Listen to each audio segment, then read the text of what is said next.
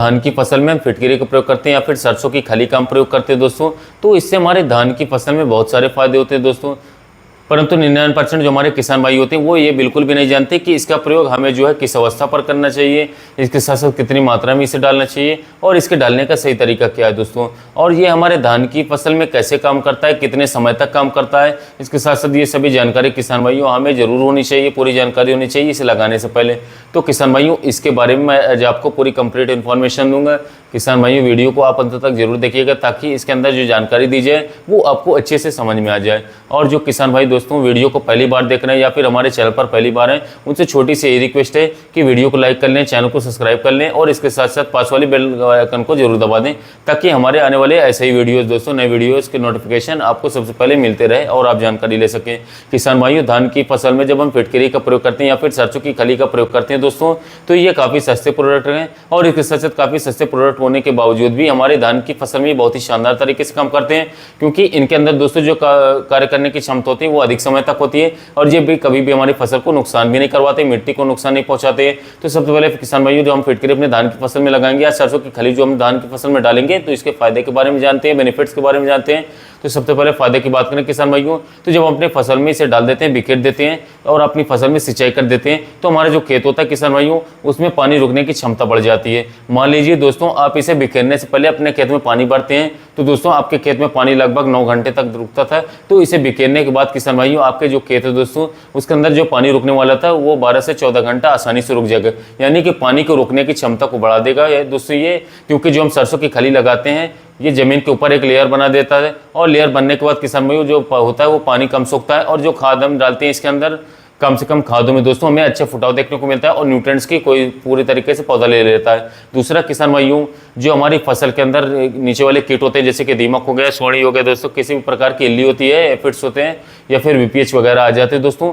इसे भी आसानी से कंट्रोल कर लेता है। इससे हमारी फसल में दोस्तों तना में रोग ज़्यादा कम लगते हैं, इसके साथ साथ अन्य बीमारियाँ भी कम से कम लगती है। और तीसरा किसान भाई जब हम इन चीज़ों को अपने धान की फसल में डाल देते हैं तो हमारे धान की फसल का फुटाव ज़्यादा होता है, विकास अच्छा होता है, कल्ले अधिक निकलते हैं और फसल की जो ग्रोथ है किसान भाई वो तेज़ी से बढ़ती है और हमारी जो फसल है एकदम काली रहती है, हरी भरी रहती है, जड़बड़ाक रहती है, पौधे एकदम स्वस्थ अवस्था में स्वस्थ रहते हैं। और इसके अलावा जो हमारी धान की फसल है वो कम से कम लागत में बहुत ही शानदार ग्रोथ करती है, बहुत ही अच्छे तरीके से पैदावार हमें आगे जाकर के देती है। अब किसान भाइयों हम बात कर लेते हैं कि हम अपने धान की फसल में सरसों की खली और फिटकरी दोस्तों इसका यूज या फिर इसका प्रयोग कब करना चाहिए, कितने दिन की अवस्था में करना चाहिए, करना भी चाहिए या नहीं करना चाहिए। तो इसका प्रयोग किसान भाइयों जब आपको अपने धान की रोपाई कर दें, रोपाई करने के लगभग 15 दिन के बाद दोस्तों, यदि जब आपके धान की फसल लगभग 15 दिन के आसपास की हो जाए तो दोस्तों 15 दिन की अवस्था में आपको इनका प्रयोग करना दोस्तों, इससे पहले बिल्कुल भी नहीं करना है, इसके बाद में कर सकते हैं लेकिन पहला बिल्कुल भी नहीं करना दोस्तों। अब किसान भाइयों बात कर लेते हैं कि हमें इसकी डोज कितनी लेनी चाहिए, कितनी मात्रा में हमें इसे लगाना चाहिए। तो जो सरसों की खली किसान भाइयों ये आपको जो है लगभग 15 किलोग्राम से 20 किलोग्राम प्रति एकड़ लेनी है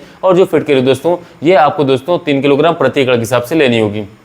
इन दोनों प्रोडक्ट आपको मार्केट से लेकर के आने दोस्तों काफ़ी सस्ते रहते हैं और मार्केट से लाने के बाद में आपको इन्हें बारीक तरीके से कोड़ लेना है, यानी कि जो आपकी सरसों खली इसे आप अच्छी तरीके से कोड़ लें बारीक तरीके से, और जो आपकी फिटकरी दोस्तों इसे भी अच्छी तरीके से कोड़ लें। जब ये कोड़ जाए, बारीक हो जाए दोस्तों अच्छी तरीके से, तो इसे किसमें किसान साथियों आपको मिट्टी या रेत मिलाना 15 से 20 किलोग्राम बालू या रेत मिला सकते हैं और रेत मिला करके दोस्तों आप अपने धान की फसल में दोस्तों अच्छे से फेंक दें, बिखराव करवा दें, जड़ों के पास दे दें और इसके बाद आप अपने धान की फसल में पानी भरवा दें। और जब भी किसान भाइयों आप अपने खेत में इस दवा को बिखेरें या प्रयोग करें तो हमेशा शाम के समय भी करें और सिंचाई भी दोस्तों आप इसके समय समय पर करें, इसके साथ साथ शाम को समय पर करें। और जो आपके धान की फसल में पानी भरने की समस्या थी वो भी दूर हो जाएगी और जो आपके धान की फसल में पानी इस तरीके से भरना है कि धान की फसल में पानी भरने के बाद दोस्तों बाहर ना निकले, हल्का भरें कि बाहर ना निकले, इस तरीके से आप इसे लगा सकते हैं दोस्तों। इसके लगाने का दूसरा तरीका किसान भाइयों आप इन दोनों चीज़ों को पानी में घोल लें अच्छी तरीके से, यानी कि लगभग 100 लीटर पानी में इसका घोल बना लें बढ़िया तरीके से। और घोल बनाने के बाद दोस्तों जिस समय पर पानी खेत में चलाएं और जहाँ से आपको पानी का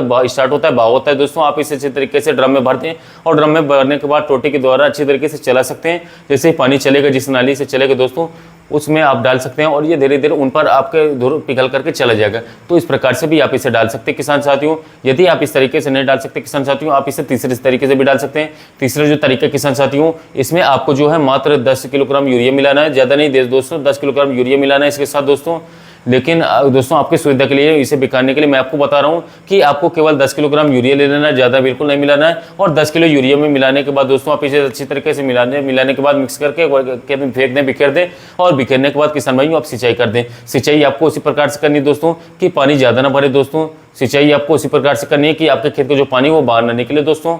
तो इस प्रकार से किसान भाइयों अपने धान की फसल में फिटकेरी का प्रयोग कर सकते हैं, सरसों की खली का प्रयोग कर सकते हैं और अच्छा से अच्छा लाभ ले सकते हैं, रिजल्ट ले सकते हैं और अपने धान की फसल में फुटाव को बढ़ा सकते हैं, कल्लों को बढ़ा सकते हैं और इसके साथ साथ धान की फसल से रोगों को बढ़ा सकते हैं। और कम से कम लागत में किसान भाइयों आपके धान की फसल से बहुत ही शानदार और बढ़िया उत्पादन भी मिलेगा दोस्तों। किसान साथियों, यदि आपको किसी अन्य फसल के बारे में जानकारी चाहिए, किसी अन्य टॉपिक के बारे में जानकारी चाहिए, गन्ने की खेती हो, गेहूं की खेती हो, धान की खेती हो, मिर्च की खेती हो, किसी भी टॉपिक पर जानकारी चाहिए, वीडियो अच्छा लगा चैनल सब्सक्राइब करिएगा। मिलते हैं नए वीडियो में नए टॉपिक।